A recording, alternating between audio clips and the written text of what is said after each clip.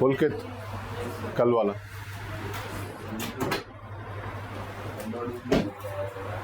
Rough में लिखी होगी, कहीं तो लिखी होगी। ठीक है सौरभ।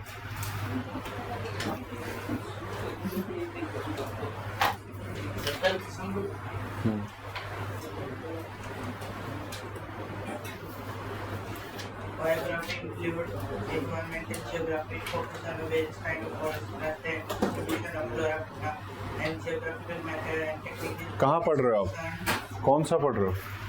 कल वाला कल बायोजियोग्राफी कहाँ से आ गया?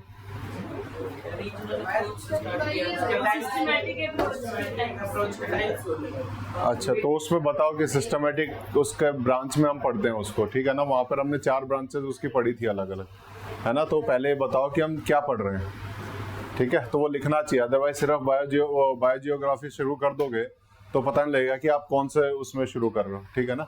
तो उसमें नोमोथेटिक अप्रोच में उसकी जो ब्रांचेज हैं उसके अंदर बायोजियोग्राफी आएगी, फिजिकल ज्योग्राफी आएगी, ठीक है ना। तो उस तरीके से लिखना। जब समरी भी लिखोगे तो आपको 4 ब्रांचेज अलग अलग लिखनी है और उनके सामने उनका 1 या 2 लाइन में समराइज कर लो उसको, खत्म, ठीक है।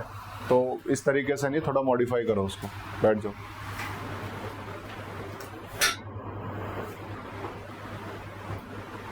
लिखा है? हाँ हाँ। सर वो भूल गया, सो गया। उसमें भी भूल गए थे और इसमें भी, दोनों में। सर शाम को खेलने चला गया था, थक गया था वो फिर। नहीं, अगले 1 वीक के लिए आपकी जिम्मेदारी है डेली आकर के समरी बिना कहे शुरुआत करनी है, ठीक है। सर एक बार ही तो बोलना। कोई बात नहीं, तो इसीलिए तो अब अगले 1 वीक तक आपको डेली आपको ही बोलनी है।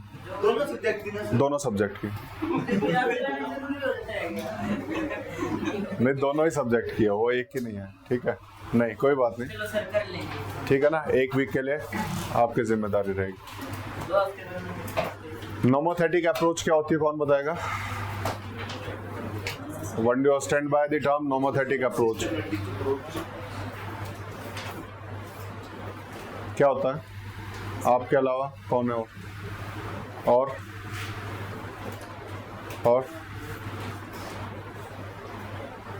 विनीत, क्या होती है नोमोथेटिक अप्रोच?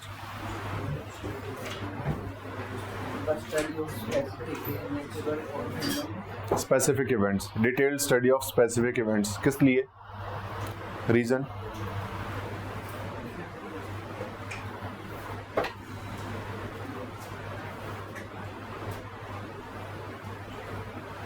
बताओ।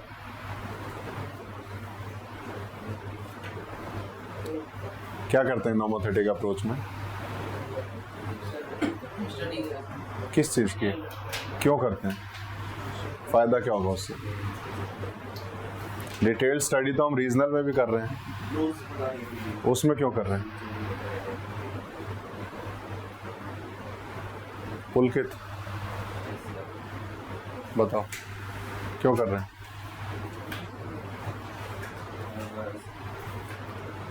इसके वजह से हम डिटेल स्टडी करते हैं ताकि ज़्यादा नॉलेज हो पाए कि किसी को हमें बताना है कि वर्ड का मतलब क्या है। वो तो उसमें रीजनल स्टडी में भी डिटेल स्टडी कर रहे हैं आप बताओ। नहीं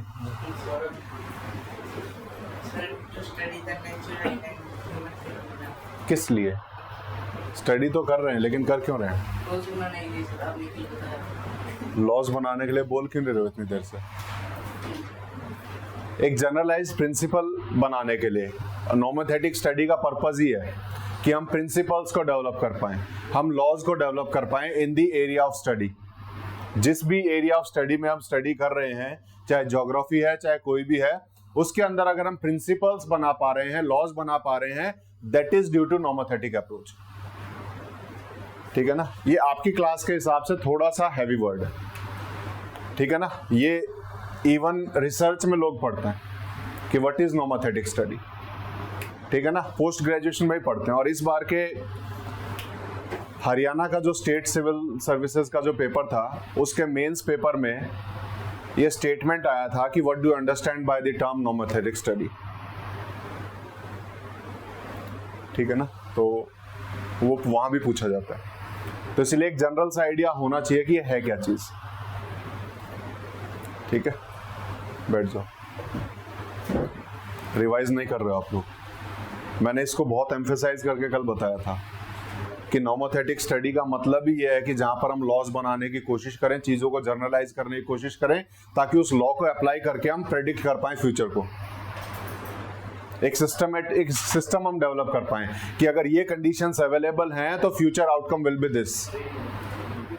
ठीक है ना, ये नॉमेथेटिक स्टडी। और रीजनल स्टडी में हमने क्या पढ़ा था?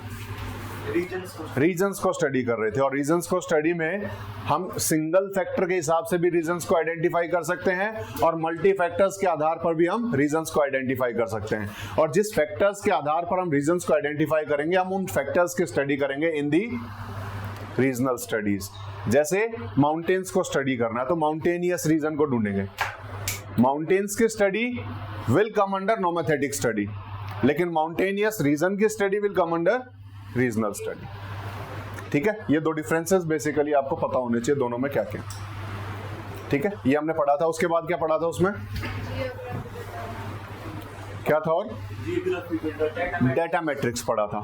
डेटा मैट्रिक्स भी आपके किसी काम का नहीं है, वो भी फर्दर स्टडीज में ही काम आता है। ये कल भी मैंने उसको पढ़ाते हुए समझाया था। बहुत इजी नहीं है उसको समझना, इवन ग्रेजुएशन वाले भी अटके रहते हैं कि है क्या चीज। ठीक है ना, लेकिन सिंप्लीफाई करने की कोशिश की थी कि उसको हम पढ़ क्यों रहे हैं, क्यों पढ़ रहे हैं, ताकि चीजों को अच्छे से समझा जा सके। क्योंकि डाटा हमारे पास बहुत ज्यादा है, उस डाटा को एक मैट्रिक्स में जब हम कलेक्ट करेंगे तो उसका एक आउटकम आ सकेगा। उस डाटा को हम अच्छे से एनालाइज कर पाएंगे। अदरवाइज डाटा तो ऐसे बिखरा पड़ा रहेगा, उसका कोई रिजल्ट नहीं आएगा। तो उसी डाटा को हम एक सिस्टमेटिक वे में अरेंज करके जब हम स्टडी करेंगे तो कुछ आउटकम, कुछ रिजल्ट्स हम निकाल पाएंगे। और यही हमने मैट्रिक्स स्टडी में किया था। मैट्रिक्स स्टडी में हमने 3 डायमेंशंस बनाए। कौन कौन से थे? फर्स्ट वाज रीजनल, सेकंड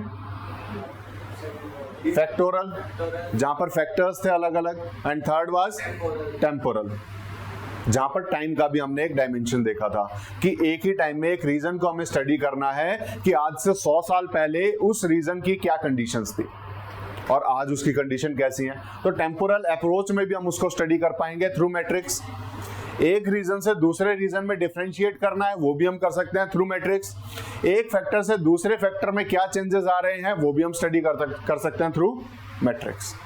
तो ये हमने देखा था उसमें। ठीक है, उसके बाद आगे चलना है कि हम ज्योग्राफी में क्या क्या पढ़ते हैं, ज्योग्राफी में ब्रांचेस क्या क्या हैं, वो हम आज शुरू करेंगे। ठीक है, और यही बेसिकली अगर हम देखें तो हमारी जो फर्स्ट बुक है that is completely dependent on the first branch of this geography, this is physical geography. तो जो हमारा जो हम बुक पढ़ रहे हैं उसमें हम मेनली ये पढ़ेंगे। जो आपका सेकंड और थर्ड ब्रांच है वो आपकी 12th क्लास का पार्ट है। ठीक है, तो हम यहाँ पर हम जो इस बुक में है वो physical features of the geography या फिर फिजिकल अंडरस्टैंडिंग ऑफ द अर्थ हम करेंगे यहाँ पर। ठीक है ना, वो डेवलप कर पाएंगे। तो इसको पढ़ेगा कौन? आप पढ़ो।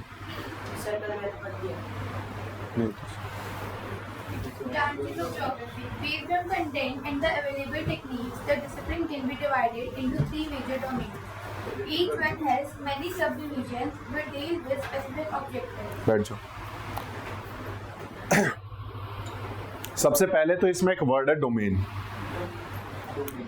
ये होता क्या डोमेन? फील्ड हो सकता है, वेरी गुड। डोमेन क्या है? एक ने बताया फील्ड, और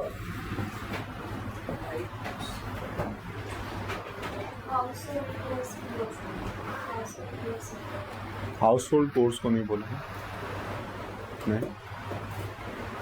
और बताओ, टेरिटरी, किसी की अगर हम टेरिटरी डिफाइन कर दें तो उसका हम डोमेन डिफाइन कर रहे हैं कि वो कहाँ तक फैला हुआ है, उसका एक्सटेंट वो डोमेन में आएगा। ठीक है ना, तो टेरिटरी भी हो सकता है। और क्या हो सकता है? स्फेयर, स्फेयर किस स्फेयर तक वो है, किस एरिया तक वो फैला हुआ है। और क्या हो सकता है, एक और वर्ड इसके साथ लिखना, रियाम।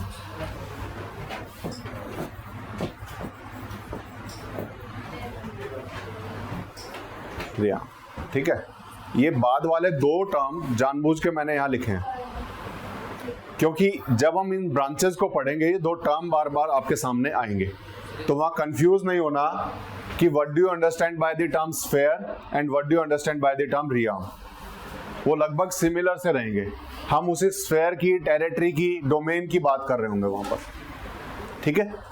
तो इसीलिए जब आप डोमेन को पढ़ोगे तो उसी में स्फेयर और रियाम ये दोनों चीजें आ जाती हैं। हम उस एरिया को स्टडी कर रहे हैं, वो पूरा एरिया जिसको हम स्टडी करेंगे वो उसका डोमेन हो जाएगा, वही उसकी रियाम भी होगी, वही उसका स्फेयर भी होगा, ठीक है।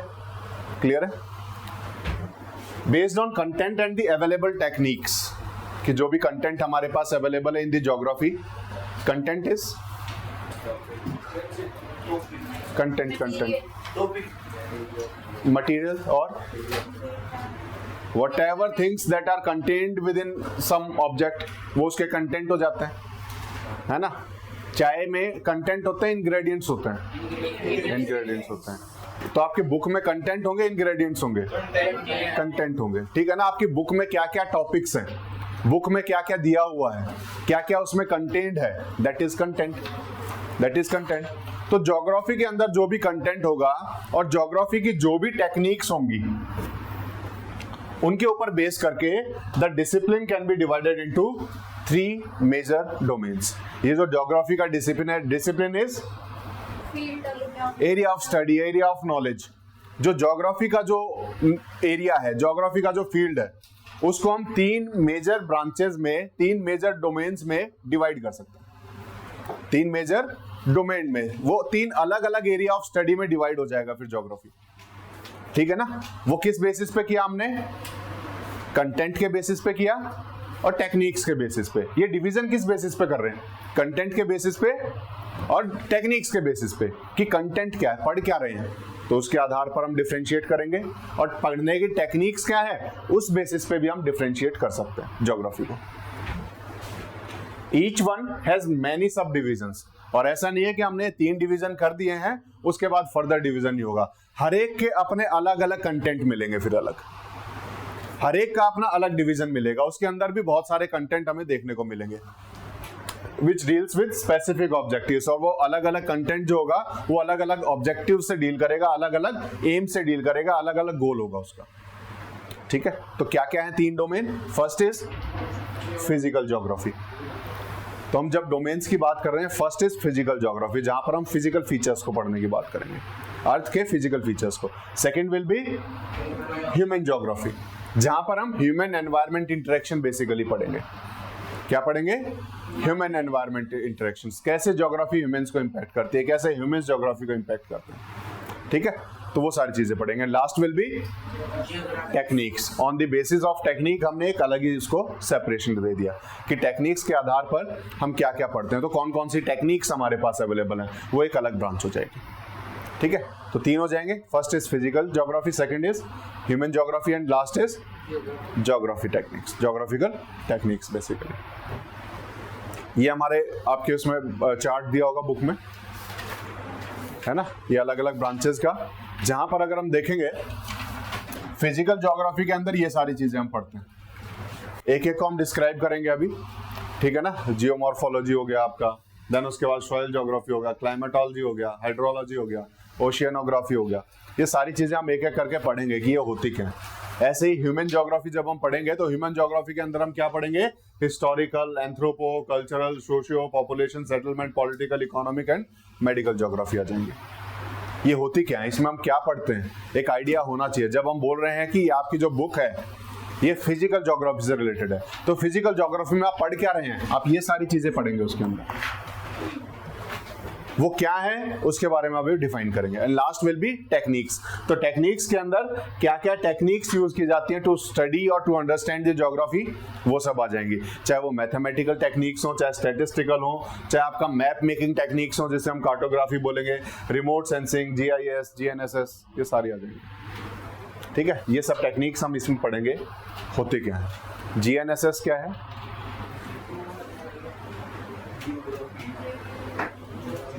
जीपीएस सुना आपने? क्या होता है? Global positioning system is a kind of GNSS, navigation system से, ठीक है ना, वो पढ़ेंगे हम। क्या चीज? अभी आएंगे उसके ऊपर, क्योंकि हमें बहुत सारे पोजीशनिंग सिस्टम्स को पढ़ना है और वो आपके जनरल नॉलेज के लिए इंपॉर्टेंट हो जाते हैं कि किस देश का कौन सा ग्लोबल पोजीशनिंग सिस्टम है। तो जब हम जीपीएस की बात करते हैं वो किस देश का, क्या इंडिया ने भी उस तरह का कोई सिस्टम डेवलप किया है कि नहीं किया, वो भी हम पढ़ेंगे, ठीक है। तो फिजिकल ज्योग्राफी हम शुरुआत करेंगे। फर्स्ट पैराग्राफ यशिका पढ़ लिया था आपने सुबह, है ना? आप पढ़ो पढ़ो, क्या हुआ? पढ़ दिया था? कौन बच्चे हैं सुबह वाले में से? आप बच्चे हो, पांचों, है ना? पढ़ो।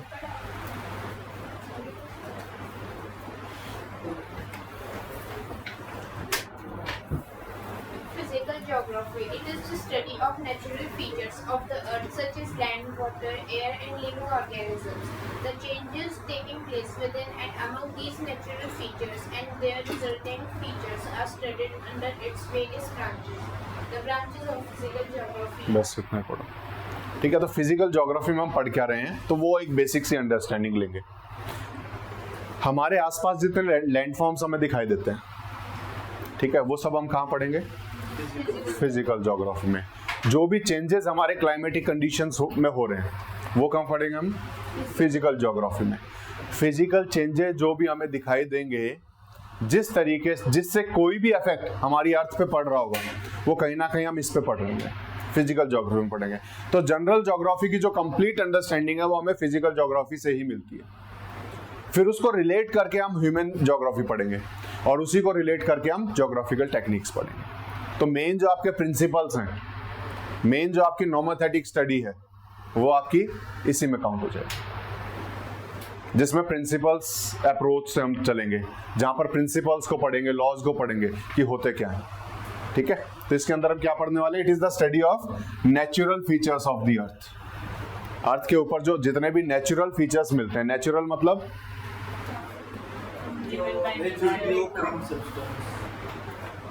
क्या?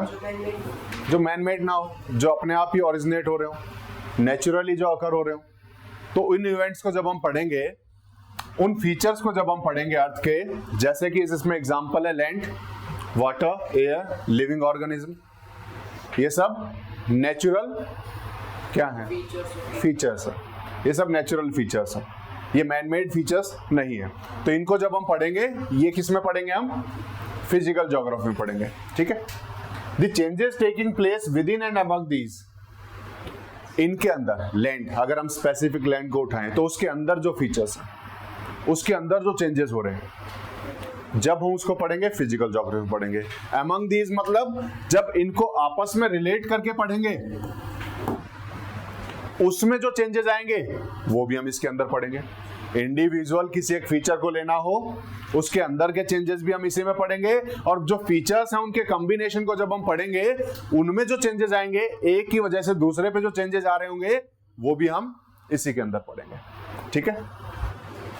एंड देयर रिजल्टेंट फीचर, और जब दोनों के बीच में किसी भी तरह की डायनामिक्स चलेगी, चेंज होगा, तो there is some kind of dynamics, there are some kind of changes taking place.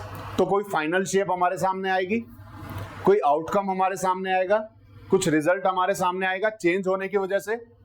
उस रिजल्ट को, उस आउटकम को भी हम फिजिकल ज्योग्राफी में ही पढ़ेंगे। लैंड में कोई भी चेंज हो रहे हैं तो चेंजेस को भी पढ़ना है, और उनकी वजह से होने वाले जो आउटकम्स है, उनकी वजह से मिलने वाला जो रिजल्ट है, वो भी हम इसी के अंदर पढ़ेंगे, ठीक है। तो this will be the complete detailed study of particular event, particular phenomena, ठीक है। तो ये नॉमेथेटिक स्टडी में हमने यही पढ़ा था, ठीक है। दी ब्रांचेस ऑफ फिजिकल ज्योग्राफी, यार जो जिसमें हम पढ़ेंगे फिजिकल ज्योग्राफी में हम क्या क्या चीजें पढ़ने वाले हैं उसके बारे में डिस्कस करेंगे। कीर्ति। morphology deals with the distribution of landforms, their origin, and the forces causing changes over these landforms. Geology provides basic information for study of geomorphology. सबसे पहले तो हम जियोमॉर्फोलॉजी पढ़ते हैं। जियोमॉर्फोलॉजी ऑलरेडी हम डिस्कस कर चुके हैं, Relationship of geography with geography. जहां पर हम जियोलॉजी को स्टडी करते हैं। जियोलॉजी की वजह से जो ज्योग्राफी में चेंजेस आ रहे हैं, दैट इज जियोमॉर्फोलॉजी। जियोलॉजी में हम क्या पढ़ते हैं? जियोलॉजी क्या है? Study of earth, inside earth, study of rocks. Study of rocks किस में होती है?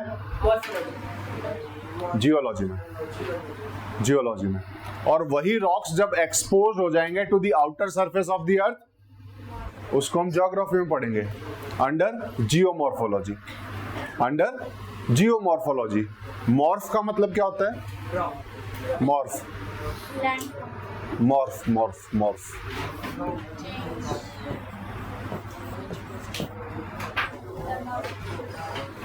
Change of shapes, shapes. Morphs क्या होते हैं? शेप्स होते हैं, ठीक है ना। तो जियो क्या है? अर्थ। अर्थ के ऊपर जो भी शेप्स हैं, अर्थ के ऊपर रॉक्स एक्सपोज हुए, उन्होंने कोई शेप लिया, या फिर अर्थ के ऊपर और कोई भी लैंडफॉर्म बनेगा, वो सब हम जियोमॉर्फोलॉजी में पढ़ेंगे। वो सब हम कहाँ पढ़ेंगे? जियोमॉर्फोलॉजी में पढ़ेंगे, ठीक है ना। कई बार आपने वर्ड सुना होगा न्यूज़पेपर में, मॉव्ड पिक्चर कई बार आती है।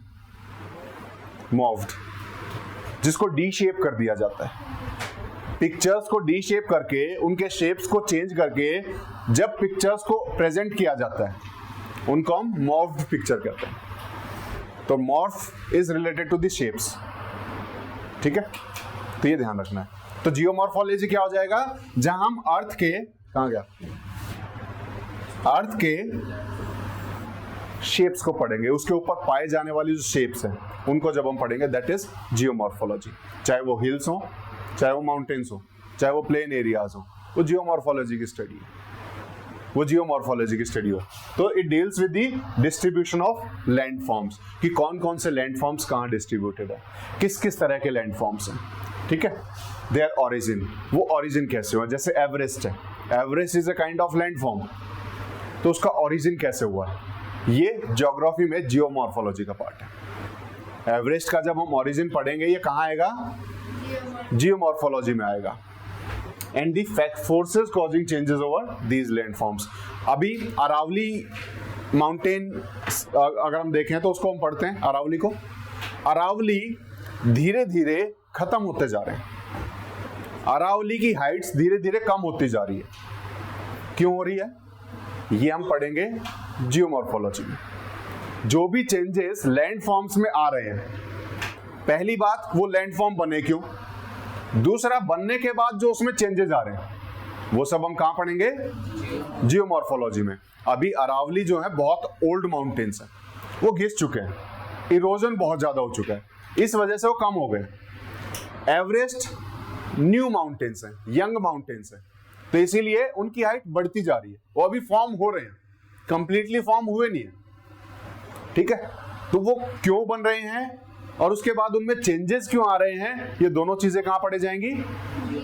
जियोमॉर्फोलॉजी में हम पढ़ेंगे।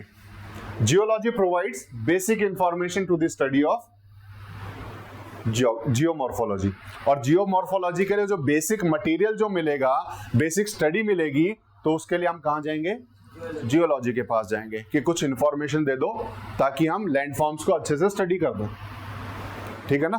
तो यहाँ पर जियोलॉजी के पास जाएंगे कि कुछ इंफॉर्मेशन दे दो, हम इनको अच्छे से पढ़ना चाहते हैं, तो जियोमॉर्फोलॉजी बन जाएगा, ठीक है। नेक्स्ट पढ़ो।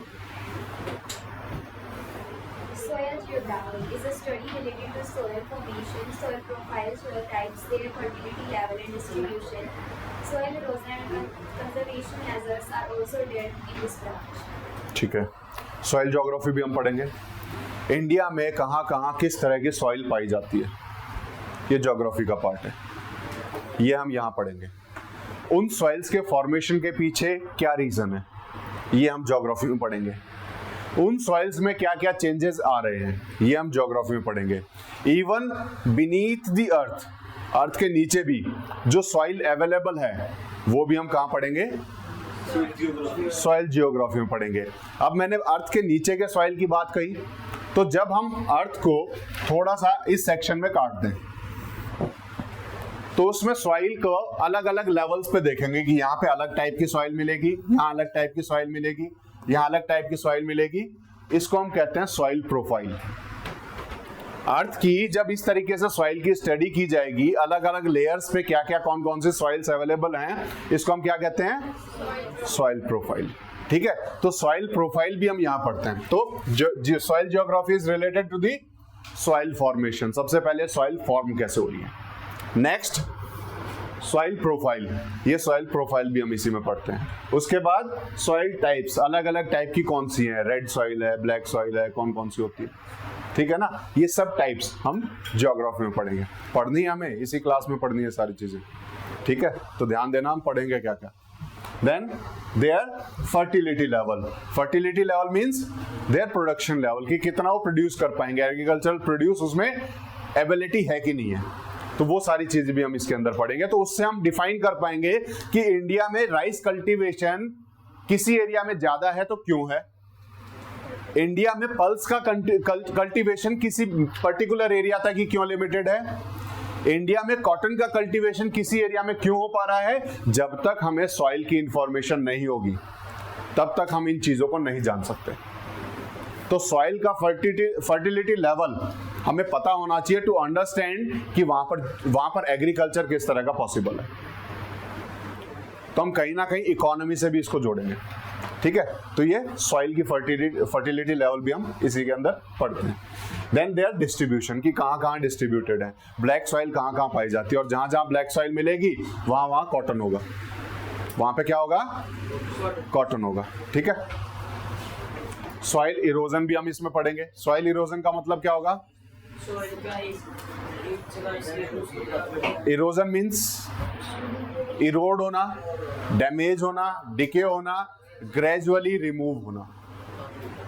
धीरे धीरे जब रिमूव होगी तो उसको हम इरोजन कहते हैं। अब ये इरोजन कई वजह से होता है, विंड की वजह से भी हो सकता है और वाटर की वजह से भी हो सकता है। तेज हवाएं चलेंगी, अपने साथ विंड को लेके जाएंगी, दैट इज विंड इरोजन, कि एक जगह से कम कर दिया। तो removal, gradual removal of winds, gradual removal of soil, gradual decay of soil is soil erosion. उसको हम क्या कहेंगे, सॉइल इरोजन। उसके साथ साथ सिर्फ इरोजन नहीं पढ़ना है, उस इरोजन से बचाना भी है, तो उसके कंजर्वेशन मेथड्स भी हम पढ़ेंगे। कंजर्वेशन मीन्स प्रिवेंशन, तो उसको कैसे प्रिवेंट करना है। हम अगर किसी पर्टिकुलर सॉइल को एक जगह रोक पा रहे हैं तो वहां पर उस हिसाब की एग्रीकल्चर कंटिन्यू हो सकती है। लेकिन अगर हम टॉप सॉइल को अगर हम पढ़ेंगे तो हम पाएंगे कि अर्थ की जो टॉप मोस्ट लेयर है, बहुत पतली लेयर एक सॉइल की है, अगर वो हट जाए तो एग्रीकल्चर इज नॉट पॉसिबल। तो एग्रीकल्चर के लिए उस सॉइल का कंजर्वेशन इज नेसेसरी। तो कैसे करना है वो भी हम सॉइल ज्योग्राफी में पढ़ेंगे। वो हम कहाँ पढ़ेंगे, सॉइल ज्योग्राफी में पढ़ेंगे। These are also dealt in this branch. Next यविका।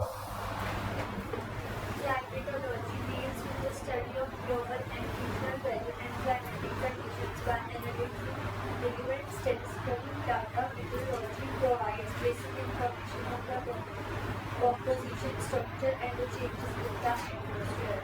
ठीक है, अब यहाँ पर जो मेन चीजें आपको पता होनी चाहिए, what is weather and what is climate? Is there any difference between them? Yes, sir. बताओ। पर्टिकुलर एरिया और लार्ज एरिया के लिए होता है क्लाइमेट। एरिया से नहीं फर्क पड़ता है, टाइम से फर्क पड़ता है, ठीक है। शॉर्ट टर्म एटमॉस्फेरिक कंडीशंस वो वेदर होती है। Short term atmospheric conditions is called weather. और जब इस क्लाइमेटिक कंडीशन वेदर कंडीशंस को पूरे लंबे टाइम के लिए 10 साल 20 साल 30 साल के लिए जब हम स्टडी करते हैं तो एक पैटर्न डेवलप होता है। उस पैटर्न को हम क्लाइमेट कहते हैं, उस पैटर्न को हम क्लाइमेट कहते हैं। तो वेदर जो अभी है, एट द मोमेंट जो कंडीशंस हैं, that is called as weather. और जब हम ओवरऑल क्लाइमेट की बात करें तो हम बताएंगे कि रोहतक का क्लाइमेट कैसा रहता है, ठंडा रहता है, गर्म रहता है। तो वो कहीं ना कहीं पिछले 10-20 साल का एवरेज है कि एवरेज यहाँ पर इस तरह का क्लाइमेट रहता है। जैसे हम कहीं भी घूमने जाते हैं, क्लाइमेटिक पैटर्न्स चेंज होते हैं धीरे धीरे। नहीं, वो क्लाइमेट नहीं, वो वेदर पैटर्न्स है, वो वेदर पैटर्न्स है, ठीक है। जैसे हम कहीं घूमने जाते हैं, तो घूमने जाते हैं तो हम वहाँ वेदर नहीं पूछेंगे, क्लाइमेटिक कंडीशंस के हिसाब से कपड़े रखते हैं। Weather can be changed, weather कभी भी चेंज हो जाएगा। आज गए हैं, किसी ने बताया था कि वहाँ बारिश नहीं होती, बारिश हो सकती है, वो जनरल बात कर रहा है कि जनरली वहाँ बारिश नहीं होती। तो वो क्लाइमेटिक कंडीशंस की बात की जाती है। अगर हम हिली एरियाज में जा रहे हैं तो वहाँ का क्लाइमेट कैसा मिलता है, ठंडा है। लेकिन ऐसा नहीं है कि ठंडा क्लाइमेट है तो आज वहाँ गर्मी नहीं मिलेगी। हाइट पे है, गर्मियों के मौसम में जा रहे हैं, गर्म मिल सकता है, लेकिन क्लाइमेटिक कंडीशंस, एवरेज कंडीशंस क्या बताती हैं कि वहां ठंडा ही वेदर मिलेगा। वो एवरेज है, एक लंबे टाइम पीरियड के द्वारा लंबे टाइम पीरियड में हमने वेदर कंडीशंस को पढ़ा है और उसका एवरेज निकालने की कोशिश की है, वो क्लाइमेट बन जाता है। जनरली 20 साल से ज्यादा का एवरेज होता है वो, ठीक है। तो वेदर और क्लाइमेट में डिफरेंस आपको पता होना चाहिए। तो climatology deals with the study of global and regional weather and climatic conditions. चाहे वो ग्लोबल क्लाइमेटिक कंडीशंस ले लो, ग्लोबल वेदर कंडीशंस ले लो, या रीजनल वेदर या क्लाइमेटिक कंडीशंस ले लो, इनको जब हम स्टडी करेंगे तो कहाँ करेंगे, क्लाइमेटोलॉजी में पढ़ेंगे, ठीक है। क्लाइमेटोलॉजी में हम बेसिकली वेदर और क्लाइमेटिक कंडीशंस को पढ़ते हैं by analysing relevant statistical data. और इसको पढ़ेंगे कैसे, हम पहले कुछ डाटा इकट्ठा करेंगे। वेदर कंडीशंस को हम कैसे पढ़ सकते हैं कि वेदर चेंज हो रहा है, क्यों हो रहा है, उसके पीछे हमारे पास कुछ डाटा होना चाहिए कि यहाँ पे टेम्परेचर कितना बढ़ रहा है, टेम्परेचर का डाटा होना चाहिए। ह्यूमिडिटी में चेंज क्या आ रहे हैं, ह्यूमिडिटी का डाटा होना चाहिए। अल्टीट्यूड, हाइट में चेंज आने से क्या चेंजेस आ रहे हैं, उस हाइट का डाटा होना चाहिए। तो अलग अलग फैक्टर्स हमारे पास होने चाहिए जिससे हम डिटरमाइन कर पाएं कि वहां पर वेदर कंडीशंस क्या होंगी और क्लाइमेटिक कंडीशंस क्या होंगी, ठीक है। तो उसके लिए हमें अलग अलग डाटा चाहिए, वो डाटा को हम मिक्स करके इसको अच्छे से समझ सकते हैं हमारे क्लाइमेटोलॉजी को। तो क्लाइमेटोलॉजी जब भी होगी वो कई सारे फैक्टर्स को पढ़ते हैं, हम उसमें एक सिंगुलर फैक्टर को नहीं पढ़ते। मेटीरियोलॉजी क्या होती है, मेटियोर्स की स्टडी नहीं होगी, मेटियोर्स की स्टडी नहीं होती है। क्या होती है मेटीरियोलॉजी, बताओ। एटमॉस्फेरिक कंडीशंस की जो स्टडी होती है उसे मेटीरियोलॉजी बोलते हैं। जो हमारा जो डिपार्टमेंट है जो वेदर फोरकास्टिंग करता है उसे हम मेटीरियोलॉजिकल डिपार्टमेंट बोलते हैं, ठीक है ना। तो ये बेसिकली क्या कर रहा है, वेदर को स्टडी कर रहा है, एटमॉस्फेरिक कंडीशंस को स्टडी करता है, तो ये मेटीरियोलॉजी में आती है। तो meteorology provides basic information on the composition कि क्या क्या कंपोजिशन है। Composition means made up of, ठीक है ना। उसके अंदर फैक्टर्स क्या क्या हैं, उन फैक्टर्स को वो बताएगा, उनको कंबाइंड करके बताएगा कि ये फैक्टर्स अवेलेबल हैं, उसका स्ट्रक्चर क्या है, जो भी फैक्टर्स अवेलेबल हैं, यानी कि टेम्परेचर, हाइट, आपकी ह्यूमिडिटी, इन सब फैक्टर्स को कंबाइन कर दिया, कंपोजिट कर दिया, और फिर उसका स्ट्रक्चर बताएंगे कि कितना टेम्परेचर है, कितनी हाइट है, कितना ह्यूमिडिटी है, and changes in the atmosphere. और उसके बेसिस पे meteorology will tell the changes in the atmosphere. उसी से वो वेदर फोरकास्टिंग करते हैं कि बेसिकली क्लाउड्स को, पैटर्न को पढ़ेंगे कि वहां से चले हैं यहां तक कितने दिन में पहुंचेंगे। विंड्स जो है हमारे अर्थ के ऊपर परमानेंट विंड्स चलती हैं, उन विंड्स को स्टडी किया जाता है कि वो उनमें ह्यूमिडिटी है कि नहीं, वो कितने दिन में यहां तक पहुंच रही है, ठीक है। एक टेम्परेचर डेवलप होता है, टेम्परेचर की वजह से प्रेशर डेवलप होता है, वो प्रेशर कितना डेवलप हो रहा है, ये सारी चीजें कंबाइंड करके हम किस में पढ़ेंगे, क्लाइमेटोलॉजी में पढ़ेंगे। और क्लाइमेटोलॉजी का ही एक पार्ट हो जाएगा मेटीरियोलॉजी, जिसमें हम वेदर फोरकास्टिंग करते हैं, एटमॉस्फेरिक कंडीशंस को फोरकास्ट करते हैं, बता पाते हैं, ठीक है। कोई डाउट है यहाँ तक? किसमें क्या क्या पढ़ना है, पक्का? ठीक है, next. Hydrology encompasses the study of earth feeling of water such as oceans and surface water bodies like rivers, Yo. reservoirs and ponds. It also makes the study of underground water and its recharge and also pollution of water bodies. ठीक है, hydrology में क्या पढ़ेंगे हम? Water, earth surface पे जहाँ पर भी वाटर अवेलेबल है, जब हम उनकी कंडीशंस को स्टडी करेंगे, उसको स्टडी करेंगे, तो वो किस में आएगा? हाइड्रोलॉजी में। ठीक है, तो इसके अंदर ओशियंस, लेक्स या कोई भी वाटर बॉडी आ जाए उसको हम स्टडी करेंगे। जहाँ पर अगर हम कहें कि इंडिया में या फिर वर्ल्ड में फ्रेश वाटर कहाँ कहाँ अवेलेबल है, वो हमारा हाइड्रोलॉजी में स्टडी होगी। इंडिया में या फिर वर्ल्ड में ओशियंस में सैलिनिटी कितनी है, तो हम ओशियन वाटर्स की कंडीशंस को पढ़ने की कोशिश कर रहे हैं, तो वो कहाँ पढ़ेंगे? हाइड्रोलॉजी में पढ़ेंगे। उस ओशियन का टेम्परेचर कम हो रहा है कि ज़्यादा हो रहा है, वो कहाँ पढ़ेंगे?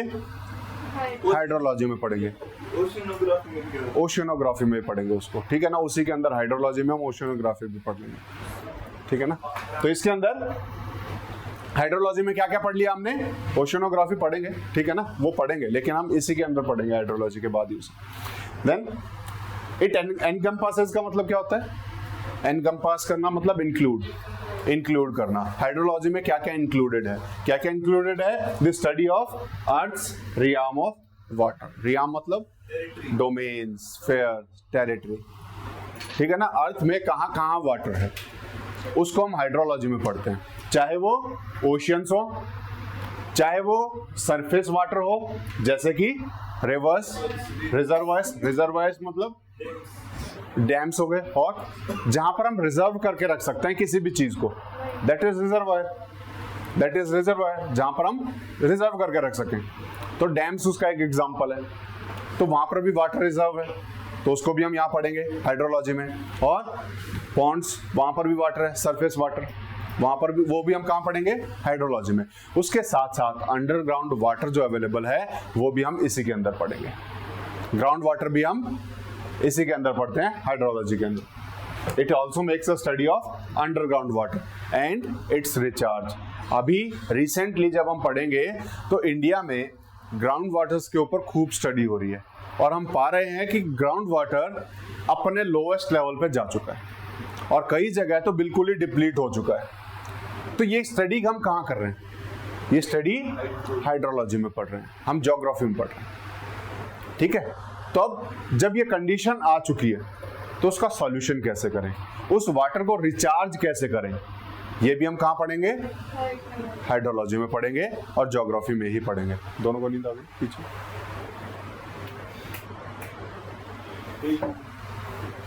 जाओ जाओ, मुंह धो के आ जाओ, चलो दोनों।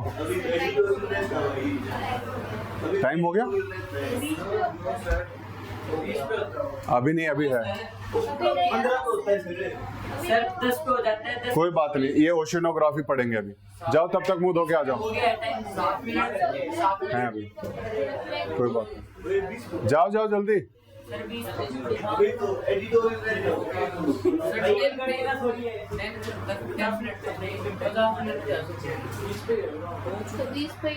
तो 20 पे होगा तभी तो। कोई बात नहीं, पढ़ लेते हैं, एक और पैराग्राफ पढ़ने में कुछ नहीं जाता। सर 12-20 पे खत्म होता है। ठीक है, 1-10 पे नहीं खत्म, 10 मिनट का। कोई बात नहीं, वो टाइम हमारे हाथ में, उस टाइम को आगे पीछे करना हमारे हाथ में। ठीक है ना, वो हम कर सकते हैं। तो एक पैराग्राफ और पढ़ेंगे हम यहाँ पर, ओशियनोग्राफी पढ़ के खत्म करेंगे। ठीक है, हाइड्रोलॉजी में हमने क्या क्या पढ़ा है? सरफेस वाटर और ग्राउंड वाटर और उनमें आने वाले चेंजेस, ये हम कहाँ पढ़ रहे हैं? उसके बाद ओशियनोग्राफी पढ़नी है। ओशियनोग्राफी पढ़ो। Oceanography is the study of seas and ocean, the shape, size, depth, and bottom relief of ocean, distribution of oceans, ocean currents, and various life forms existing in ocean are also studied under ocean law. Oceanography में कुछ नहीं करना, oceans को study करना है, ocean में होने वाली कंडीशंस को स्टडी करना है, ओशियन में आने वाले चेंजेस को स्टडी करना है, that is oceanography. Temperature rise come, वो सारी चीजें ओशियनोग्राफी में आएंगे। हाइड्रोलॉजी में भी आएगा, क्योंकि वो भी हमारा उसका पार्ट हो जाएगा। वहां पे वाटर की स्टडी कर रहे हैं हम, वाटर में क्या चेंजेस आ रहे हैं, उसका टेम्परेचर कम हो रहा है, ज्यादा हो रहा है, ठीक है ना, वो किस कंडीशन में है वाटर, वो सब हाइड्रोलॉजी में पढ़ रहे हैं। ओवरऑल जब हम उसको कंबाइन करेंगे कंडीशंस को, वो ओशियनोग्राफी में पढ़ेंगे। उसकी सैलिनिटी इंक्रीज हो रही है तो उससे क्या चेंजेस आएंगे ओशन में, ओशियनिक वेव्स कैसे चलेंगी। वेव्स को हम हाइड्रोलॉजी में तो पढ़ नहीं रहे, वेव्स को कहाँ पढ़ेंगे, ओशन वेव्स को ओशियनोग्राफी में पढ़ेंगे, ठीक है ना। तो oceanography is different from hydrology. तो इसमें हम क्या क्या पढ़ रहे हैं, is the study of seas and oceans. इसके अंदर क्या क्या पढ़ेंगे, shape, size, depth, bottom relief of oceans, कि ओशियंस किस शेप में है, कितने बड़े हैं, कौन सा छोटा ओशियन है, उसके बाद कितनी डेप्थ तक गए हुए हैं, और अगर उसके सरफेस पे जाएं तो बहुत सारे रिलीफ फीचर्स हैं, बहुत सारे लैंडफॉर्म्स हमें दिखाई देंगे ओशियंस में। वो हाइड्रोलॉजी का पार्ट नहीं है। ओशियन के अंदर पाए जाने वाले लैंडफॉर्म्स ओशियनोग्राफी में हम पढ़ेंगे, ठीक है। और डिस्ट्रीब्यूशन ऑफ ओशियंस कहाँ कहाँ है, उसके बाद ओशियन करेंट्स, करेंट्स क्या होते हैं, वेव्स अलग हैं, करंट्स अलग हैं, नहीं वो टाइड्स, छोटी वो टाइड्स हो गई। करंट्स क्या होते हैं, ocean currents movement of permanent movement जो चलता है किसी पर्टिकुलर डायरेक्शन में, ओशियन वाटर का एक परमानेंट मूवमेंट चलता है, उस परमानेंट मूवमेंट को हम ओशियनिक करंट्स के नाम से जानते हैं, ठीक है। पढ़ेंगे हम कहाँ कहाँ किस किस डायरेक्शन में हो रहा है। देन उसके बाद various life forms existing in the oceans, ये भी हम इसी के अंदर पढ़ते हैं।